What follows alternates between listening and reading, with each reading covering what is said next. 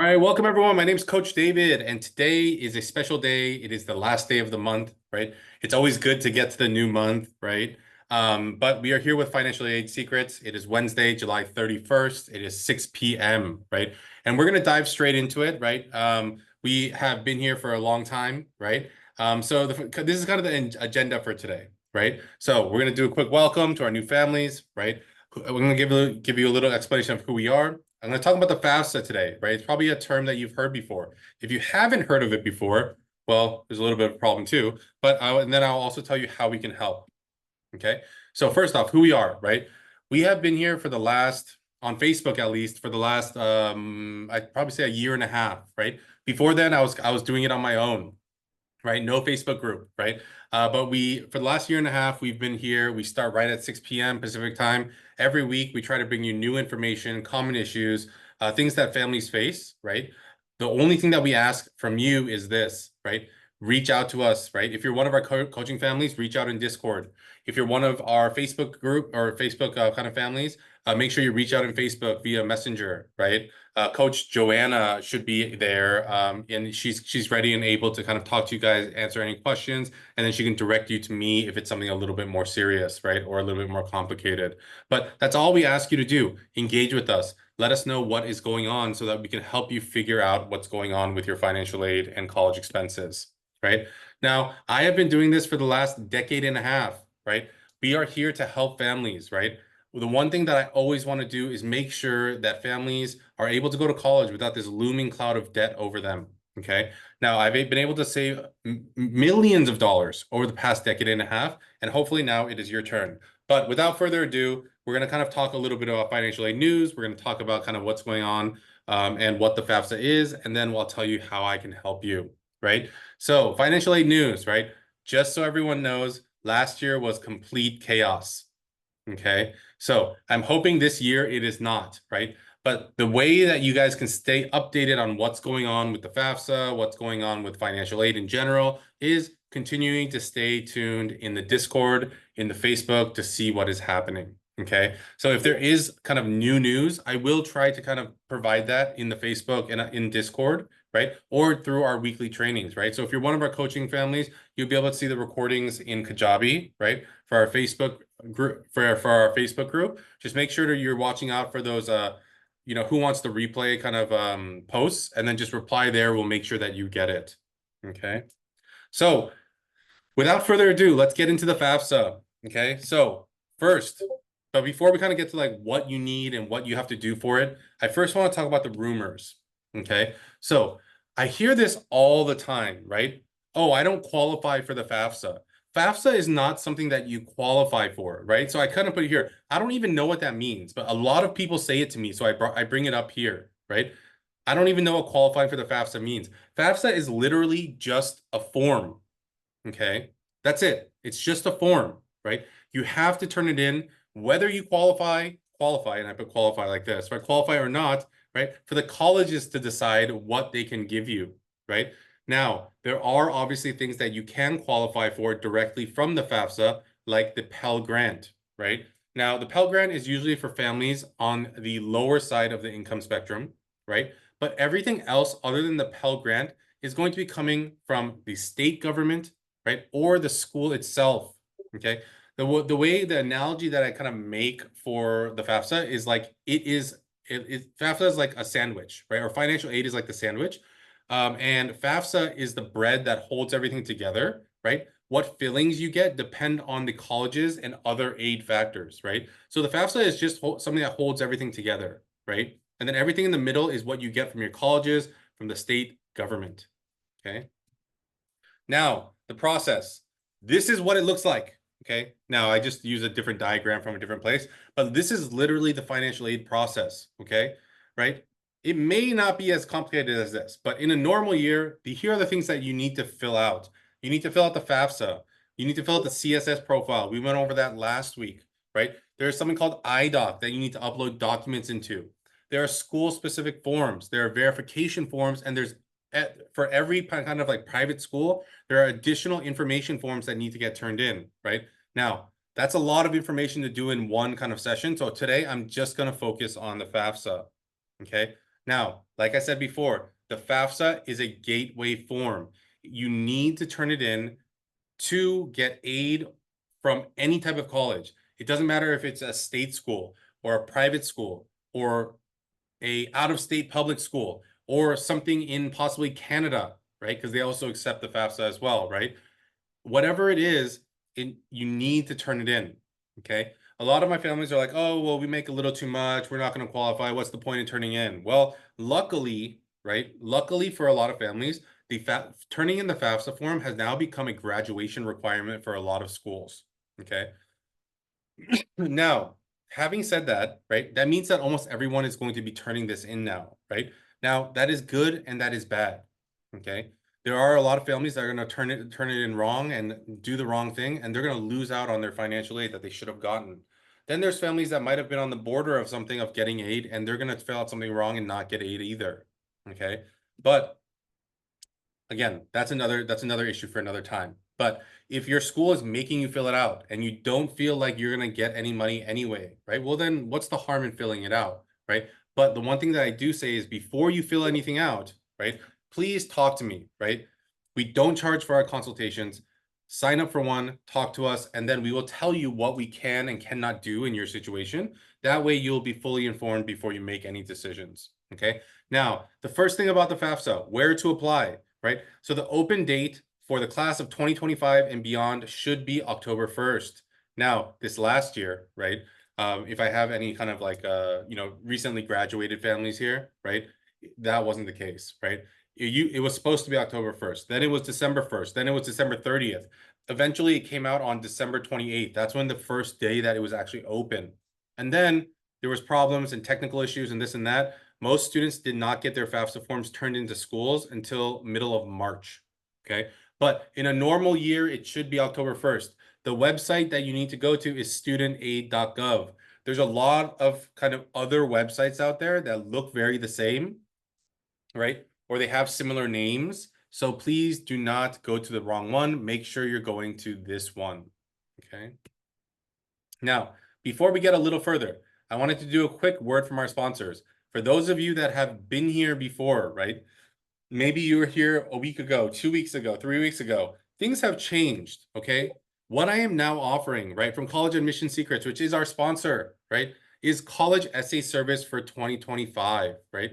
If your student doesn't have direction on how to write the essays, right, or they're kind of procrastinating or doing this or doing that, contact us today so that we can help your student finish their essays, okay? So text essay to 415-938-8721. It is a month-to-month service. Depending on how much you need us, you can just you can just sign up for that long, okay? A lot of people might be asking about the college application intensives. Where did those go? Unfortunately, we're completely sold out. So if you waited and waited and waited and you didn't make a decision, unfortunately, the decision has been made for you. There are no more options left, okay? But we can still help you asynchronously. We have a submission portal. Students turn in their essays. Our editors and our writers and our coaches take a look at it, and we have a response to you in 72 hours, okay? Now, back to the training, okay? Now, for the FAFSA, there's a big kind of discrepancy in what people understand, like what do you need to do and what do they ask for, okay? So let me kind of show you what you need to do or what you need to get prepared, right? So you need your appropriate year tax return, right? I've been going over this so many times, but still there seems to be a little bit of confusion, okay? So for the class of 2025, you will need your 2023 tax return. Parents, if you have not gotten that done, please do that ASAP, okay? It is very important, okay? And that follows, right? So if you're class of 2026, your 2024 tax return, class of 2027, 25 tax return. It's 2 years before your student is going to be graduating, okay? Now, you also need an email that you regularly check, right? Don't send anything to your spam email because most likely it'll send it to your spam folder. You will never get any of the alerts that you need, right? And you also need a phone number that you actually use. It's not your Google Voice number. It's not your office number that you never pick up or that can't get text messages. It needs to be a number that you actually use, okay? That is what you need. Now, what are they going to ask you about, okay? They are going to ask you about your income. They're going to ask about your tax returns. They're going to ask about child support received and paid. alimony received and paid, the balance of your cash assets, savings, checkings, right? Like all those different accounts, right? If you have a business, they're going to ask about those taxes, right?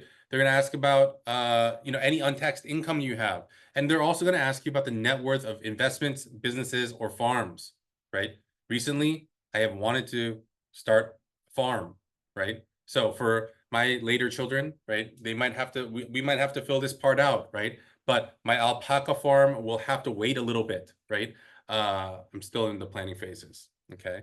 So that is what you need. That is what they're going to ask you about. That is what you need to fill out, right? Now, one of the good things about the FAFSA is that it changed, but that's not all positive, okay? Now, I have a question here, right?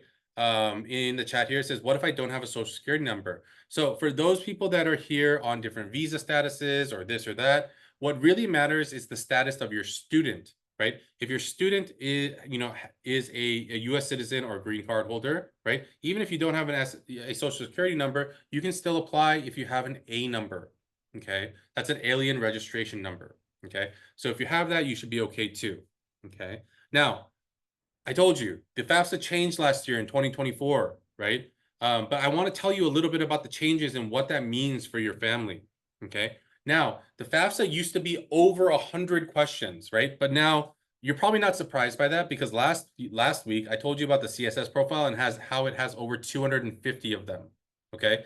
But now, right, the FAFSA has changed from 100 plus questions to about 48, okay? Now, while it is simplified, right? They call it the simplification process for FAFSA, right?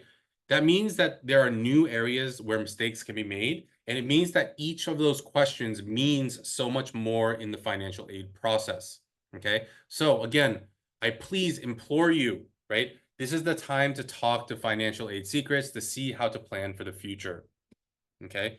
Another thing that has happened is that the Pell Grant has been expanded, right? The Pell Grant is for those lower income families, right?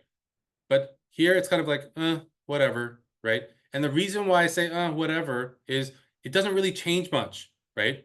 It's just that the limits have been expanded, right, to the points of inflation, right? So they said, oh, before we were gonna give the Pell Grant to people that made under $35,000. Now we're gonna give the Pell Grant to people that make up to $38,000. That's just inflation, right? Nothing has really changed, right? Yes, I know. Sometimes our salaries don't increase as much as inflation does, right? And so that does kind of give us a little bit of a benefit, but that's only if you're in that exact category, right? So the FAFSA, when they're putting out this news of like all the great changes that are happening, right? They're trying to like make good out of bad, right? And they're trying to make positive notes about things that have changed, but nothing really has changed. Okay. The one thing that has changed is this, right? But this actually changed 2 years ago, right? The effects of so what has happened is that 529 plans. Now, for 529 plans, some people might know about these, some people might not. But a 529 plan was an educational savings plan created by the government so that families could start saving early and then save money so that their kids can go to college without having this, again, without getting into debt, right? Now, a good thing that has happened, and this is a real positive, is that grandparents, okay? So any grandparents out there listening, right? If you save money for your grandchild, right, that will not affect their financial aid. So if a parent has a 529, right, and let's say they have $100,000 in it, that is going to affect your financial aid. If a grandparent has $100 billion in a 529 plan for their grandchildren, it will not affect their financial aid. Okay, so keep that in mind. If there are younger students that are planning right now, well, you might want to get more friendly with your grandparents, okay? Because though that kind of savings plan is going to help you get the most out of the financial aid process. Okay, now what do these changes mean? Okay, so let's talk about it a little bit. So a couple years ago, something that changed and that they kind of reiterated this year, right, or the past year, is that there is no longer a discount for having multiple children in college. Okay, so a long time ago, let me just give you a very simple example, right? So I guess I have it here, right? There's student A and student B. Let's say that there are twins, okay? Now, there is something called a student aid index, right? For families that have already gone through this process many years ago or a few years ago, you might be more familiar with expected family contribution. Again, I'm not really sure why they changed that name either. Expected family contribution makes more sense. It kind of tells us exactly what it is. It's the amount of money that your family is expected to contribute to your student's education. But they decided to change it. Again, I don't know why, right? But let's say that you had a student A, right, and student B, right? If they were twins and they were both going off to college at the same time before, right? Let's say that your EFC or your student aid index or your expected family contribution was $25,000. What would happen when you have multiple students in school is that would actually be divided in half. So your expected family contribution or the money coming out of your pocket would be expected to be $25,000. Now split into two students, that'd be $12,500 each, right? If that's split into three students, that'd be $8,333.33, right? If it was split into four, right, your expected contribution would be, I'm stuck now, $6,250, okay? That is what it used to be. Now, what does it look like? It's actually like this. Student A, your SAI, your student aid index, expected family contribution, $25,000. That's what you're going to pay for student A. Student B, it's the same thing, $25,000. That's what you're going to pay for student B. So if your family income was at $100,000 and your EFC came up to $20,000, before $20,000 would be all they took, right? But now it's $20,000 for each student. Okay. So that means now instead of being out $20,000 out of your pocket, you're actually out $40,000. Does it seem fair? No, it doesn't. I don't think it's correct, right? They should have increased that discount if you have multiple kids in college, but the government doesn't do what we want all the time. Okay. Now, another thing that affects your financial aid is also kind of significant events in your life, right? I've had plenty of families that go through ups and downs, right? Marital statuses change, right? Dependency status changes, right? You might be buying or selling property, buying or selling stocks. All of these things can have a positive or negative impact on your financial aid. Generally speaking, if you are increasing your income, your aid is going to go down. If your income goes down, your financial aid is going to go up. Okay. Now, there's also changes in marital status, right? Parents might separate, right? Again, the big question here is who is providing for the student more, right? Where is custody, right? Also, there might be a situation where a student went to college late and now they're turning 24. Okay, that changes things because now they are considered a dependent or not an independent student. Okay, now a lot of parents might be thinking right now, oh well, when my kid hits 18, they're going to be independent. That does not how it works for the purposes of financial aid. For the purposes of financial aid, a student is only considered independent if one of these things happens. They get married. They're already done with their bachelor's program. They're an emancipated minor. What's the fourth one? It might just be three. I thought there was a fourth. Emancipated minor, if they are, so emancipated minor, married, right? They've already finished their bachelor's degree or they're over the age of 24. There are four things. Those are the only four ways. Just because your student has their own lease on an apartment, they're 18 years old and they have a job, does not mean they're independent for the purposes of financial aid. Okay. Buying and selling property. I've seen this one hurt a lot of families, right? Especially when there was like a housing boom, right? People are coming in 20-25% over market ask, right? And it's like, oh my God, we need to sell right now, right? But they're selling in December. They don't have enough time to move out, find a new place, and go ahead and put the money down there so that they don't have to pay taxes. And instead, what happens is that they have a huge capital gains bill, right? So that happens with selling property, right? Buying properties, same thing with stocks, right? Capital gains, right? So you need to make sure that you're planning things out, especially in the year that is important for your student. Okay, so positive changes. Okay, again, grandparent owned 529s. It is no longer put into the equation, right? They say that there's a more generous federal financial aid formula on the new FAFSA. Not really. Okay, I haven't really seen it be more generous than it has in previous years. Expanded access to maximum Pell Grant for lower income students. Again, possibly, but I haven't seen it really change too much, right? But one of the other things that we talk about here is that there has been a shift in the FAFSA completion responsibility for children of divorced parents, right? It is no longer who provides more, like who has custody more of the time, right? It is now who provides more, or who has more custody, right? It is not about who makes more money anymore, which definitely helps the situation sometimes. Okay, so some things to keep in mind, right? Now, negative consequences of the changes in on the FAFSA recently. So the discount disappeared for multiple kids in college, right? And now there is a requirement to include small business and family farm assets on the FAFSA. Before, if you were under 50 employees, you didn't need to. Now it's you're working by yourself. Now you have to put that in. Okay. So there are positives, there are negatives. But if you look at the net, kind of like what has happened, there hasn't been too many changes, but they make it seem like there have been a lot. Okay. Now, I show this almost every week because I want to make sure families understand the timeline. Okay. College applications and financial aid applications go in at the same time. So at the very latest, you will turn them in by December 2024. Okay. Even that's late, right? All of our families that are in our program will turn things in the first 2 or 3 weeks of October, right? But if you actually look here, right, we have 2023, right?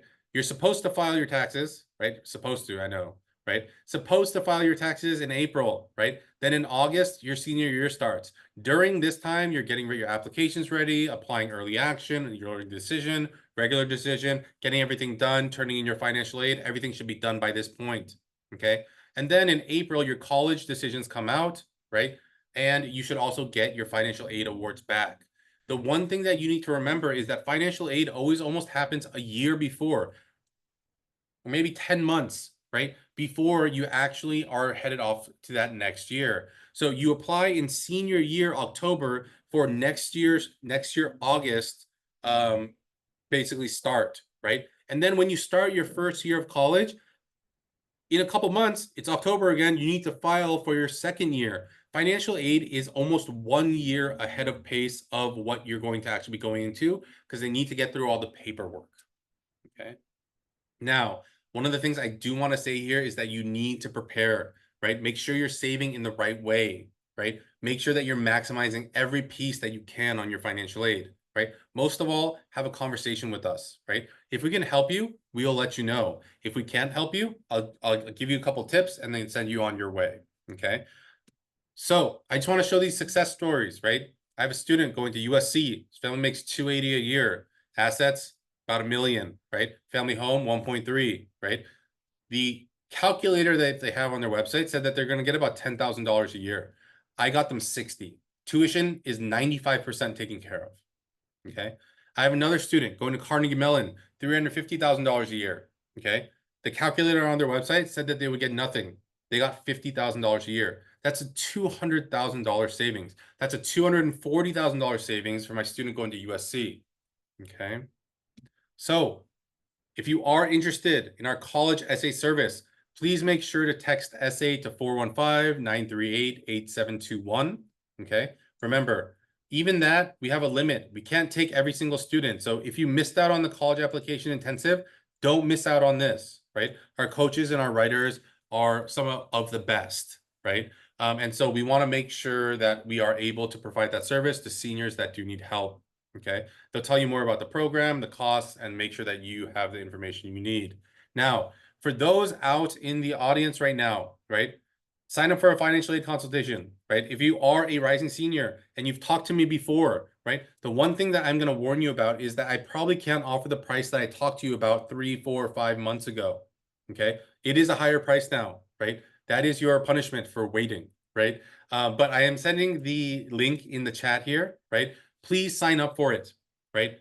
If you don't, enjoy paying full price, right? But I want to make sure that I help as many families as possible. So please sign up. We can have a conversation. And even if you think that it's not really for me, like it's not really going to work out, well, what does a 15-minute conversation cost? Nothing, right? Maybe the electricity that it takes to power your computer, Okay, so what I did want to do now is make sure that I open it up for questions because I did see some questions coming in as we were going through the presentation. So for those that do have questions, please kind of put them in the Q&A or in the chat.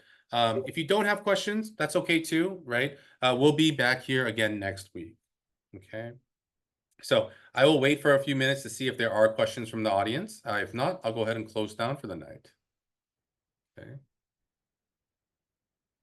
All right, so I'm going to close this down. All right, perfect. All right, so if you guys do have questions, please make sure to ask them, okay? I want to make sure that everyone leaves here with more information than when they arrived. The link is right here. Oh, oops, I sent it to the wrong place. Excuse me, my bad. The link is here. So please make sure to sign up for that, okay? If you feel like, oh, our family makes a little bit too much money. Oh, we live in California, our salaries are too high, right? Those are the families that I need to talk to, okay? Because if if that's what you're thinking, then you're probably wrong 95% of the time, okay? We have a question here. It says, my daughter is a starting freshman year. When should we start meeting with you? So as far as like, so I think you're talking about financial aid, but the earlier you sign up for financial aid, the better. You have access to us all throughout the whole time you're in high school, right? And you'll be able to secure the cheapest price for your program.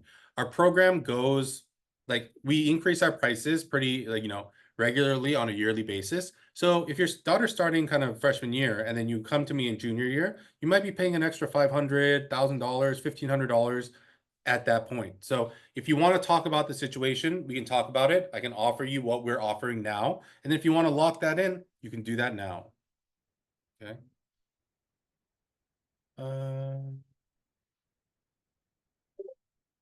So we have a question here. It says, can I schedule time with you regarding next year so we can plan ahead? You helped with our upcoming fall freshman school year for FAFSA using the same link. So if you are a family that's already part of our program and we have evidence, right? People are coming back to us for their following year, right?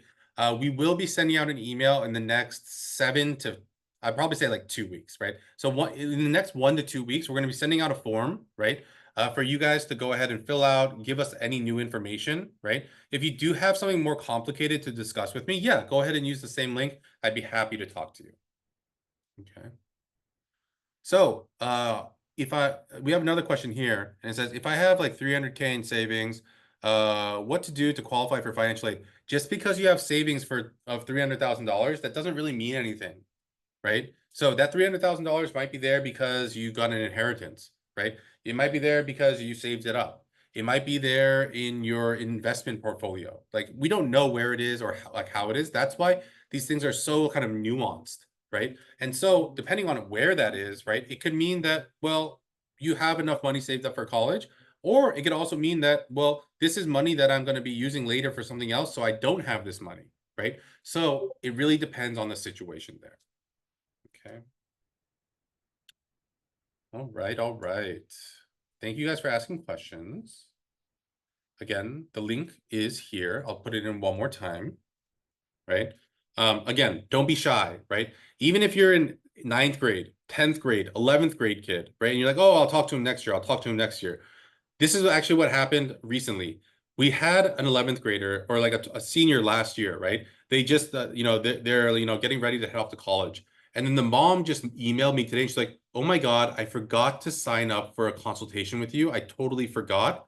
Can you help us now?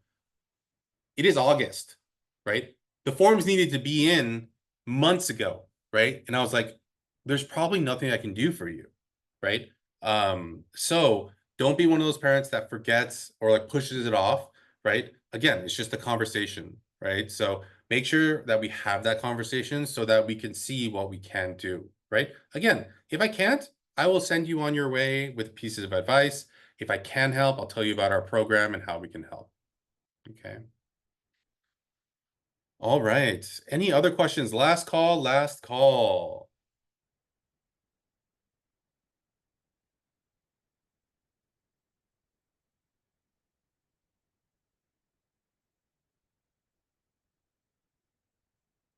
So we have a question here and it says, would it be a good idea to do a sample FAFSA before talking to you? No, right? Don't scare yourself before you know what we can do for you, right? And what your situation kind of holds, right? So I suggest talking to me first, right? The sample FAFSAs, again, they might be shortened versions or they might ask you a couple questions here and there. But I wouldn't do anything like, I know people are like, oh, well, I just want to run through the FAFSA to see what it's like. Don't do that, right? Because in order to do that, one of the things that you have to do is give consent so that they can link themselves to the IRS, right? So we don't want to do that until we have a strategy in place.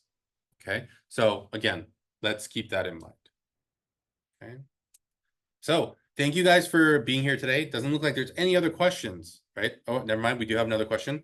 It says, with Common App opening tomorrow for 2025 students, any helpful tips you can share? So the one thing that I will tell students to do is that, and this is more of a college admissions related side, right? You can go in, add the colleges that you have that are going to be on your list. You need to be searching for the supplementals.